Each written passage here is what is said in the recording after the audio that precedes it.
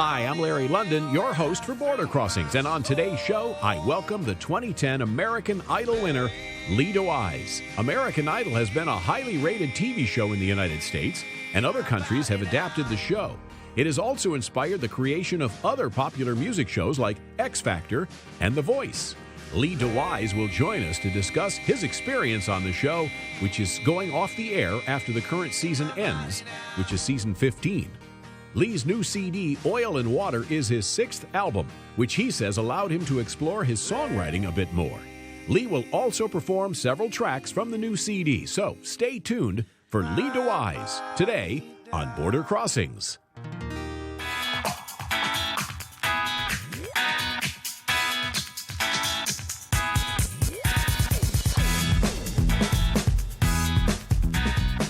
Hi, this is Border Crossings. My name's Larry London, and so happy to have you here on the show today. We have with us in our studios an American Idol, literally an American Idol. Lee DeWyze is on tour right now for his sixth album, Oil and Water, and Lee is here in D.C. Welcome to our studios. Yeah, thanks for having me. It's nice to see you in person. I've watched you on television from afar for years.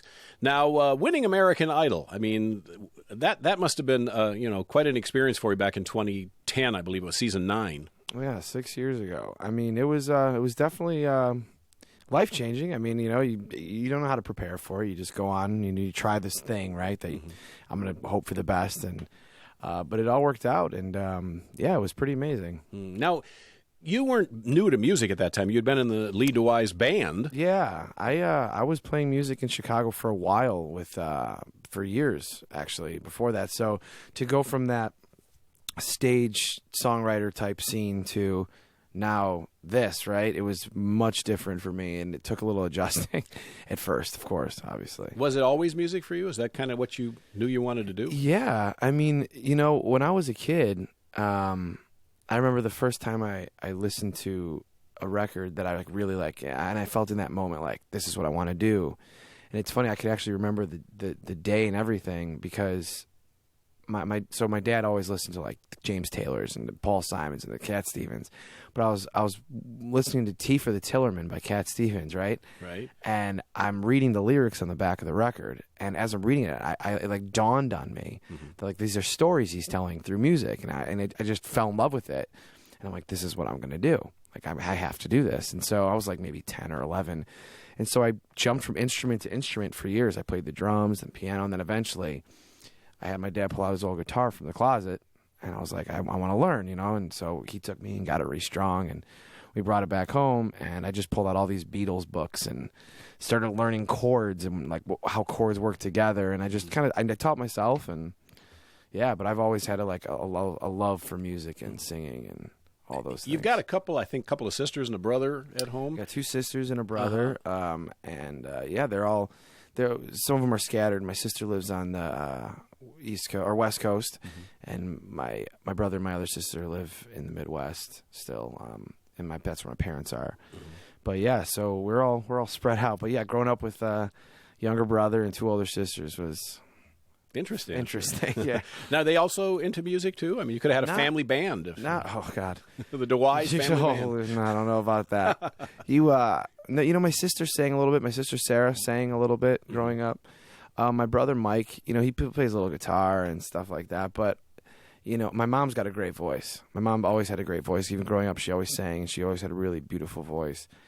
But no one in my family's ever pursued it the way I have. I think it was one of those things. But see, for me, growing up, school and at a young age, I'm a kid. Oil and water. I'm a kid, right? And so as I got older, I latched onto it. I latched onto it, and you grow up and all these things, but it really became like my outlet. Writing and singing and things, to the point where, I had friends that didn't even know that I could sing or write songs or any of that stuff, and they're like, "What?" And we'd be sitting around, and I'd just start playing. They'd be like, I had no idea, And eventually I just kind of made that jump and said, like, this is all right. This is what I am. This is what I do. And but I wouldn't say I kept it a secret, but it was definitely like I didn't like performing in front of people. It was more for me to write and do that. And I was young. And then eventually I was convinced by my friends, like, you got to play live. And so I started like going to bookstores and all that stuff. Now, the one thing I find very interesting about your background, about you as a person, is from what I read, whether it's true or not, is that, you know, in school you kind of you mixed it up a little. You got in a couple of fights. There was some. I did when I was 17 years old. So. And there you are listening to Cat Stevens. 13 years ago. Then brawling. Yeah, 13 years ago. I think if anyone looks at themselves when they're 17. You know, anything could sound ridiculous if you talked about anybody's age at any point in their childhood. So, I mean, that's it's super it's whatever. Right. You just don't think of a tough guy as being a Simon and Garfunkel I'm not Cat a tough Stevens guy. fan. I'm not really like a You're tough not a tough guy. guy. You're a soft guy. Sure, people can think that if they want. Go ahead. But no, I mean, you know, I always stuck up for the little guy. So that's good for you. That's where all that came from.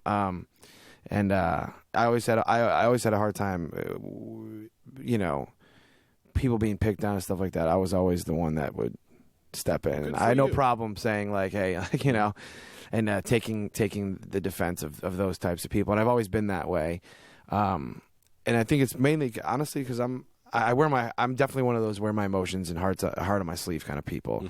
And I think that comes across in the music as well. And that's why with this album here. You know, I think honesty is the theme throughout. I mean, it's very honest. It's really about things in my life that I've experienced or seen, and I just put it into music. There was no intent to write songs in this way or that way for any particular reason. It was like I just wanted to write music that I connected with fully, and I felt that an audience could connect with, and so. There it is. Well, we're happy that Lee DeWyze is in our studios. 6 albums into this now. Yeah. And so if you wouldn't mind doing a song for us, we'd love to hear something. So this is one of the songs off the new record, obviously. It's called Oil and Water, and it's really about the struggle between, you know, the things you find that you have to do and the things that you want to do. And here we go.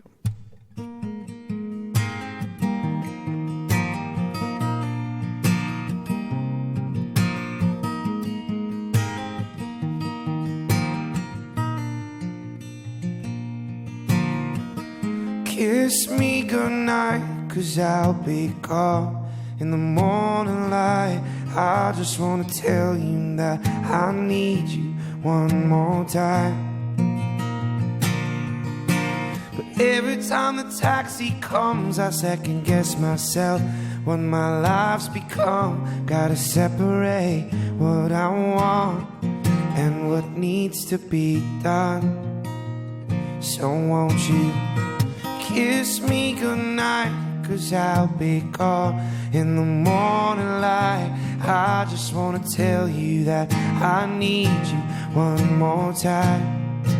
So let me one more time. Oh, so let me one more time.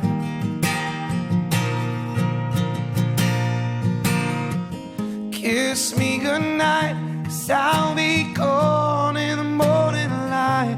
I just wanna tell you that I need you one more time.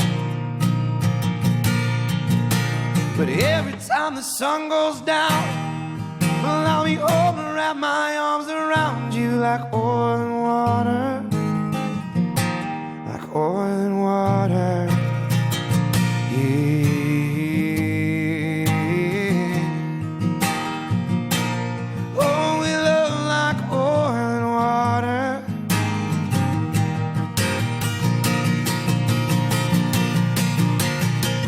Please don't forget, 'cause I don't have the heart to let my mind regret.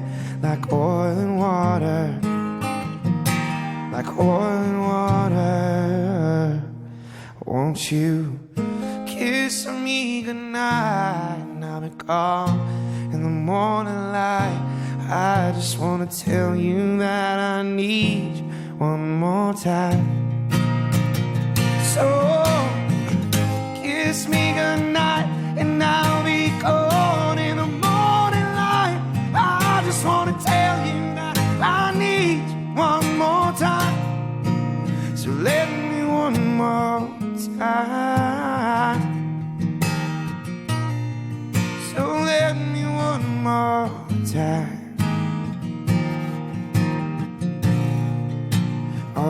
like oil and water. Oh, we love like oil and water. Sounding great. All right. Lee DeWyze. I like that. That's the title track from the new album. Did you write all the songs on the new I album? wrote every song on this album. Yeah. I mean, like I said, it was a different experience. I mean, in this, I got my own studio now, right? So I have my own studio, and I was just in there writing music and recording it as I go. And the beautiful thing about it is that, you know, when you have too many people involved, you know, the end result is, you know, it's a mixture of things. Mm-hmm. You know, someone said this, so this happened. Someone said this, so this happened. With this one, it was like I put that whole album just on my shoulders and say, you know, these are my decisions and these, you know, all these things. So I feel really good about it. I mean, and to see the reaction we've had so far on it, it's pretty amazing. I mean, every little bit of that song, it was me and my engineer in the studio, and every little piece of the songs I remember and know and hear it because I did all of them. I played all the instruments, and I did, you know, there's a few other guys that played on there, Paul Cartwright, Jordan Katz, Marco Menigan, these guys on Stone particularly. There's a song, it's a much more orchestrated song, and that was a really good time. But overall, the album was like, I've said it before, but it's a very point and shoot. I mean, I go in, I have a song idea, and I sit down and I start, you know, okay, this is the song. Okay, this is it. So let's record that. Boom. Lyrics, I start writing, and then it just starts flowing, and then it's build and build and build. And so it was really a wild experience, yeah. Were you a songwriter or a singer first? What came first for Lee DeWyze? It's funny, I did like writing poetry as a kid. I always loved it. Even if it was funny, it didn't matter. I just liked writing things that rhymed, poetry, and things that didn't rhyme, like just stories. Right. And then I never connected the two for whatever reason. I liked singing and I liked doing that. But like I said, you know, I started playing the drums first, and then I went to the piano, and then I don't know, one day I remember I wrote my first song, and it was so nerve-wracking, but I also thought it was so good. I was like, this is the best song anyone's ever written. And I was so young, but, you know, and now it's just funny. But yeah, I always loved, I mean, I guess if one came first, singing, I suppose would have come first, because as a young kid, I mean, I remember my mom listening to, like, John Denver and, like, you know, all that, Paul Simon, all that stuff, and the Carpenters, Peter, Paul, and Mary, things like that, you know, as a kid. And, I mean, I grew up a Kingston Trio. Like, I love that stuff. I mean, and that's kind of where my affinity for, like, folk and like, you know, that era of music came from. Is like, I just was obsessed with it as a kid. I just couldn't listen to it enough. And so when I work on, like, an album like this one, you know, I think all those elements always kind of show through in anybody, like in anything, right? You are a product of your environment to an extent, you know? So for me, musically, you know, there's certain things that I just loved about those records. And I think, again, it was the honesty and the and I don't know. It's just, there's something very real about it. It meant something. When you hear it, these songs, you feel like the person singing it or that wrote it meant something, and it matters for whatever reason. And for me, I wanted that feel on this record. I wanted the songs to mean something more than just, this is a song. Know, and so I really wanted to. It was really the music, you know, helped build up the lyric. It was really, I was more focused on the lyric than I was anything else from the beginning, and so I would use the music to build that up, kind of put the music, the lyrics on a musical pedestal, you know, like let them be the forefront of the song, and that was kind of the goal. Now, you've come a long way from your very first single, which was a U2 song, "Beautiful Day." Oh God! And then all of a sudden, the sound is very different today. I have to say something about that. Okay, all right. That song, if I could go back in time, I would never have had that be a first single for me, ever. Really? In a million years, no. You were kind of told, is that? 100%. Okay. So, and I never talked about this before, but I think let's tell the world. Just keep it between you and me. No, it wasn't that I don't like the song. Band U2's awesome, like whatever. Oh, yeah. But as we all know, American Idol, they have the show is all, you know, every year someone gets a single and they sing the song. Right. I didn't. Why? I don't know. but I didn't, right? Right. So instead of releasing my first single as a Lee DeWyze song, I had to do like a cover song as my first single, which I just hated so much, because who wants to do that, right? Right. So you go on a show, you win American Idol, you're like, all right, I'll put my music out there, cover song. Just that's not. So when people have said, like, your music style's changed from that time, it hasn't. Like I made 2 albums before American Idol, right. And if anyone went and listened to them and went back, you could hear like that I'm doing the same thing now, just better. And there was that moment where I won American Idol, which, by the way, I will always love that. I mean, it's one of the best times of my life. Sure. Biggest thing ever, amazing. And I'll always be appreciative of it. But coming off of the show isn't what, it's not just, here's a song and now you're an artist, Right, sure. Or everyone loves you. That's not what it is. It's, it's really, every little thing matters at that point when you're off of the show, what you do, how you do it. And for me, having Beautiful Day as my single, I didn't understand why. And I'm being honest. I appreciate that. Why? Like, how does that make sense? Right. Like, Some why? Producer, executive said, just hey, let's have him sing this song. Right. It's like, okay. I like it. Let's have him do this one. Right. And so, who am I to say no, right? Because I'm not calling. I signed up for this. Right. So, yes. All right. So here I am. I'm going to do this song. And, to be honest, in a really cool way, the past few years, have been really a path towards, I mean, the things I've done since then have really helped demonstrate to people what it is that I really do as a songwriter, as a singer. Go from Beautiful Day, single after American Idol, flash forward 2.5, 3 years. I write an original song for The Walking Dead, right? Right. So, how do those connect? Well, I went on American Idol because I wanted to be an artist. I wanted people to know who I was. I wanted to do this as a living. I wanted to be able to go around the country, play music and write music and inspire people and do all those and connect with people. And that's what American Idol allowed me to do. It allowed me to get in front of a lot of people and let them see me. But it really is on me, to write good songs. I mean, that's my job, and that's what I try to do. I am a singer-songwriter who won American Idol. I'm not an American Idol winner who became a singer-songwriter. Right. And that's important. That's very important. Yes, of course. And I think that it's important to also understand that it's a really thin line to walk between, not sounding appreciative and also trying to, be honest. Sure. And the truth of the matter is that American Idol is an amazing thing. They're like a family over there to me, and I'm forever grateful to the people that watch the show, the fans, everything. But at the same time, I can't sit there and pretend that coming off of the show and doing a song like Beautiful Day was good. Like it wasn't. Like it just wasn't, right? So for me, at least personally, I mean, I'm sure the song sounds great, but that's not who I am as an artist, right? So for me, there was kind of this time period of like, what am I supposed to do now? Now I have to follow this up, right?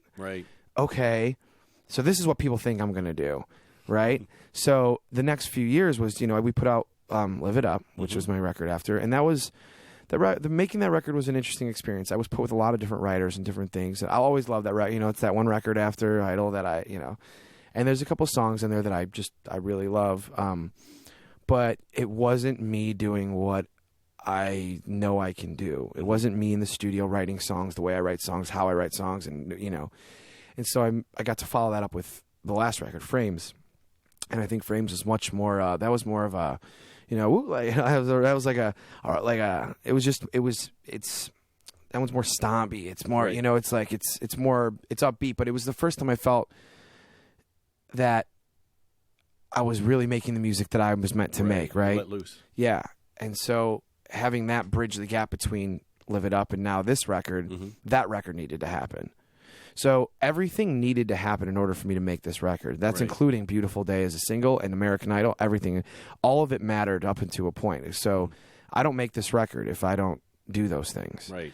And I think that's also important because, all of these things matter collectively. And so come to Oil and Water, for the first time I feel like I'm in the studio by myself just me and my engineer, and I'm just writing from the heart. I'm writing from a very honest place, and it's just everything about this record encompasses what it is that I do and what I love about music. And it's really exciting for me to like have people hear it, you know. Well, you're and that was the short talented. answer. That was the shortened version. Answer. But you're tremendously talented. You know, I mean, you're an actor too, and I'm sure being in a horror film helped to get you where you are today too. Well, yeah, I was in a student film when I was 16 years old. So 14 years ago, I was in a student film. I mean, literally, it's funny. I've been asked about this before. I'm like, it's no different than like you helping a friend with like a school project. Like that's what it was, but it was fun nonetheless. Right. Sure. Yeah. It's all a part of showbiz. It all matters, right? It all matters in the end. Yeah. Now, and you know, the whole American Idol concept is difficult. I admire what you do because, you know, to be judged for, you know, singing, of course, and in front of 30 million people every week. I mean, no one wants that. No. I mean, and it's so funny because you're taught, you know, not to be that way, right? Mm-hmm. Don't be judgmental. And the judges have to find something to criticize. They can't just say, "Hey, you were great." But you sign up for it, and so Right. you can't go on there and be like, "Oh man," you know. It's like you're you're literally standing on a judging platform for them to tear you apart. Tear me up. Yeah. Right. So I mean, that side of things was, it was almost good that I wasn't like. I was just thrown into it. Right. You know, I wasn't like, to be honest, I didn't watch American Idol ever. I wasn't like, oh my God. So that kind of helped me in a way because I was just like, all right, whatever's going to happen is going to happen. Mm-hmm. And I'm up there and I'm getting judged by people. And I'm like, I literally didn't know what to do. Right. I was like, I'm now looking at celebrities. Right. Who are the judges? Simon? Well, I'm Paula? not, I don't live in Hollywood, right? I'm in Chicago. So like here I'm staring at like Ellen DeGeneres and like Simon Cowell and Randy Jack, Right. and I'm in front of millions of people. Right. I'm like, what is happening right now? Surreal, right? It was Kind of out-of-body seriously, experience. yeah. And then I remember the first night I went home, or to my hotel room, I was just kind of laying there like I was just on TV. Like it was so weird to me. And as the show progressed, I really started kind of get to a point where I was like, you know what, I got to start being myself. Because what happened to me is I'm a more rough and gruff singer, right? I have more of that going on, and I was around a lot of people that had these very pretty technical voices and all this, and you start to question like, is my singing okay, right? So there was this like weird moment in American Idol where I kind of started to like, not on purpose, but like clean my vocal, like try to sing cleaner. Mm-hmm. And then I got to a point where I was like, what am I doing? Like, this is not me. I'm used to like being in bars and like crowds slamming it, you know, having a good time. And here I am now like worried about all this stuff. And I'm just like, I got to get back to what it is that I do. And I did. And I'm really glad I did. And it was a great experience and one I'll never forget and I'll always love. But, you know, again, from there to here, so many things have happened from writing songs for television, movies, other artists, you know, in the UK. I remember when my first song for another artist was Ronan Keating in the UK, and Boyzone. Yeah, exactly. So he put that. You know, since then he hasn't put out a record, and since you know, everyone knows that you say it best, right? And so I wrote this song, and I got this call, and it was just like, Lee, we love it, man. You know, it's like no way. And so, you know, I'm a fan. Like, I mean, he's a big artist over there, and so he hasn't put a record out in years. And so I wrote this song called Lullaby for him. It was actually a song I wrote for my wife, and so he's singing now. My wife's like, "It's really pretty." I'm like, "Don't forget who wrote the song." Right. Right? No. But no, it was so cool to hear someone for the first time singing a song I wrote, Right. like that, and I just loved it. I mean, and so since then I've been able to write for, you know, several different artists and TV shows and things, and I love all that stuff. That's a whole different side of me that's like a challenge, you know. And someone's like, "Write for this." I'm like, all right, I love that side of music, but then there's that other side, which is like me in the studio with my guitar, just writing and making music, and that's what this record is. We've got Lee DeWyze in our studio. He's making music with him and his guitar, and so we're going to ask you if you wouldn't mind doing another song for us. Yeah, absolutely. What's This song is called "Learn to Fall," and it's just it's really a song about kind of just coming to terms with certain things and.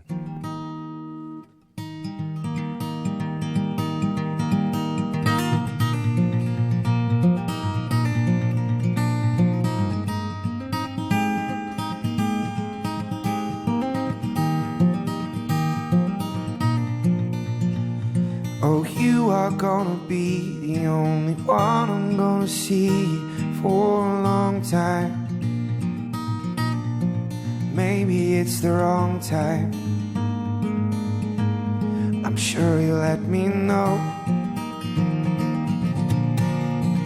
'Cause you see, I don't need a thing unless there's something that I'm missing. I'll be just fine. Maybe it's the right time. That's why I need to go.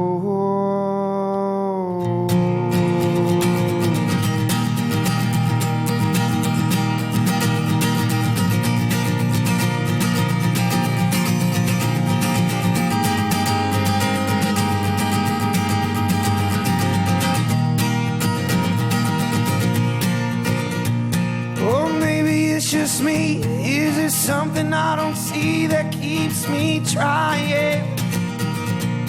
There's no use in deciding. It's just the way it goes. And if there's something you could say to make all this go away, I swear I'd listen. But something more is missing. I don't think either of us know. I know that's why I need to go.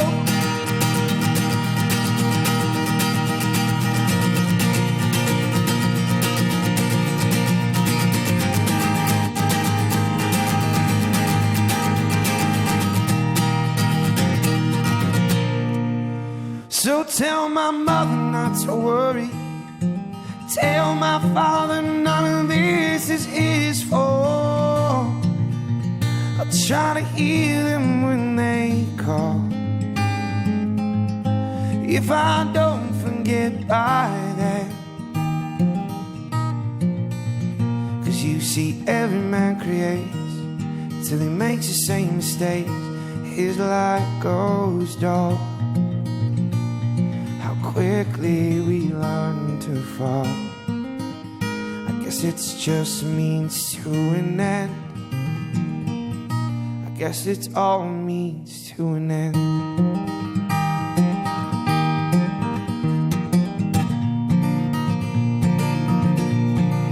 Maybe it's the wrong time.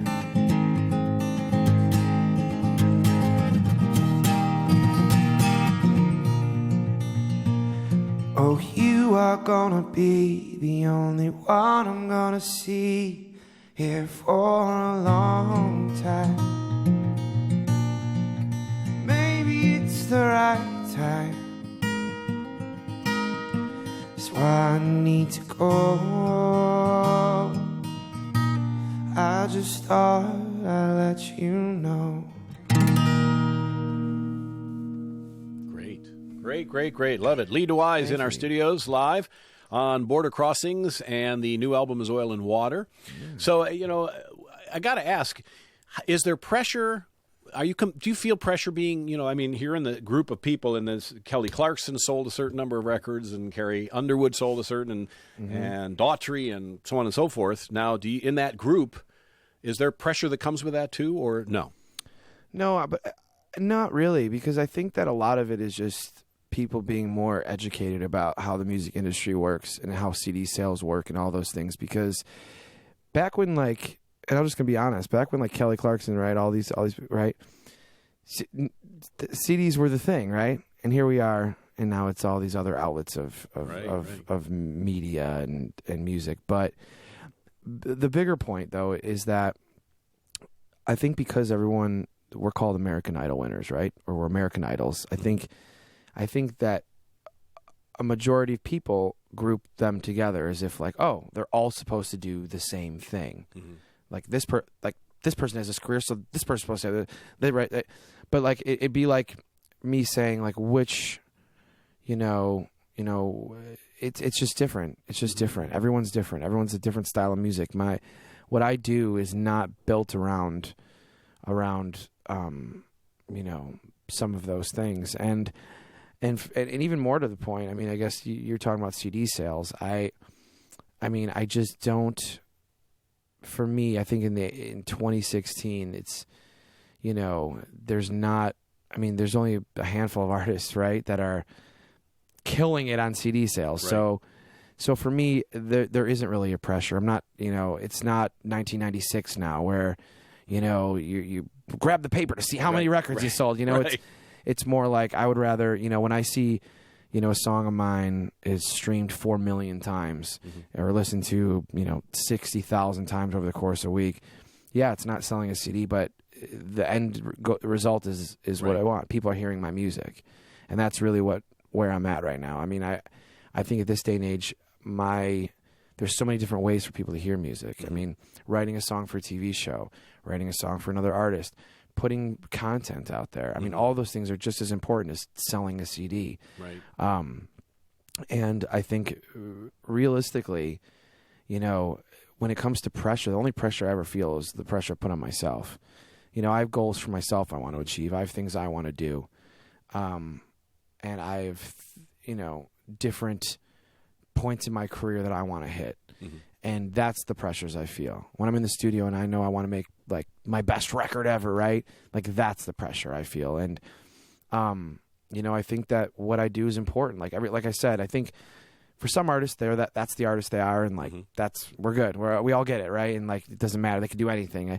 I think for someone like me, coming from American Idol, being a singer-songwriter, when I put out a record, it makes a big difference, and not just perception of who I am as an artist, but just overall, it really matters. And so that's why I think the pressure I feel is more, if there is any, that I really want to represent myself properly through music. And I think the best way to do that is to not worry about it at all, oddly enough, and just write and just do it. And I think that's what's more important for someone like me.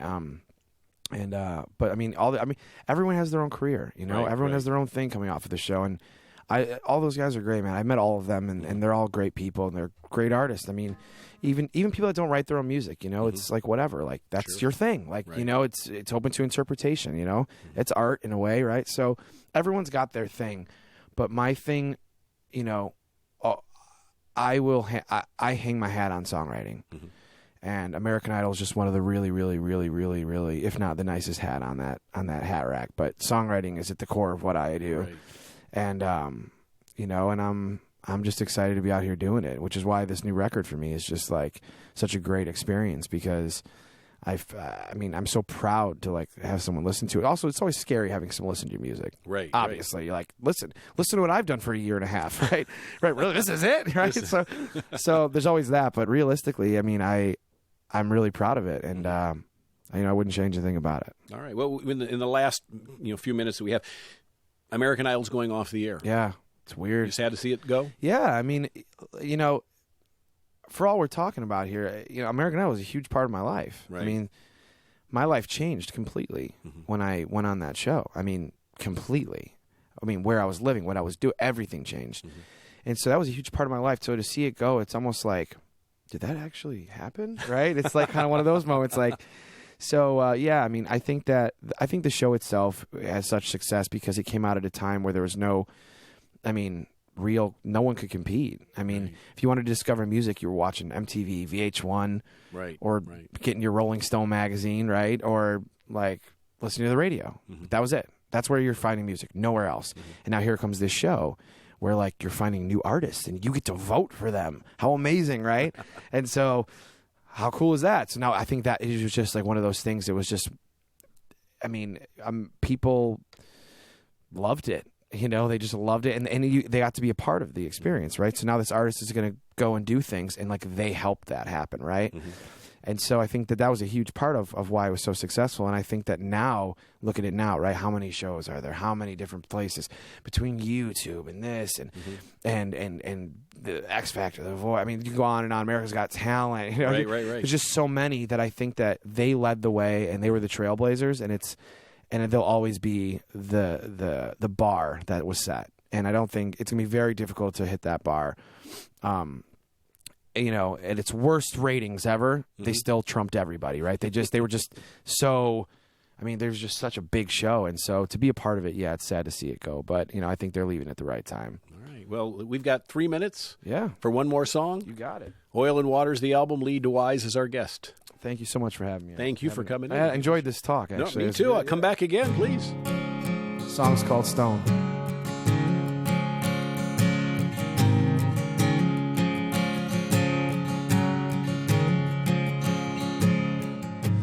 tide is high and the river's calm. The moon goes down and the morning comes. Down in the river where I threw my stone. Down in the river where I threw my stone. Hear my voice when I cry out loud. Running water is the only sound. Down in the river where I threw my stone. Down in the river where I threw my stone.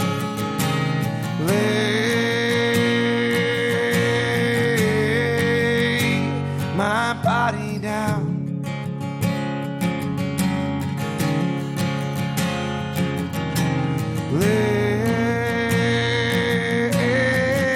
Lay my body down.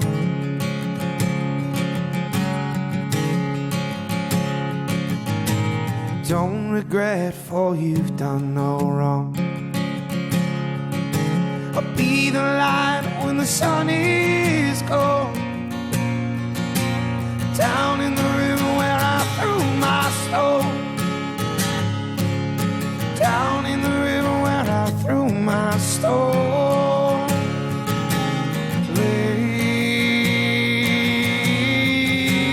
Lay my body down.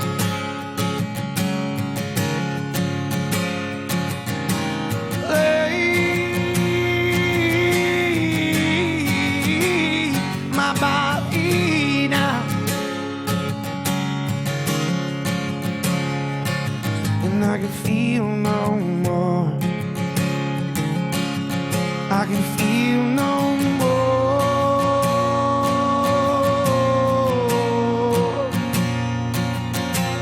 Down in the river where I threw my stone. Down in the river where I threw my stone. Lay, won't you lay my body down? Lay, won't you lay my body down?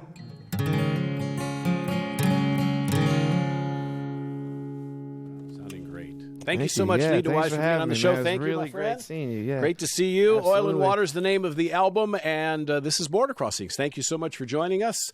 You'll be catching us very soon. And don't forget to go online to facebook.com/VOA Larry London. Thanks for watching.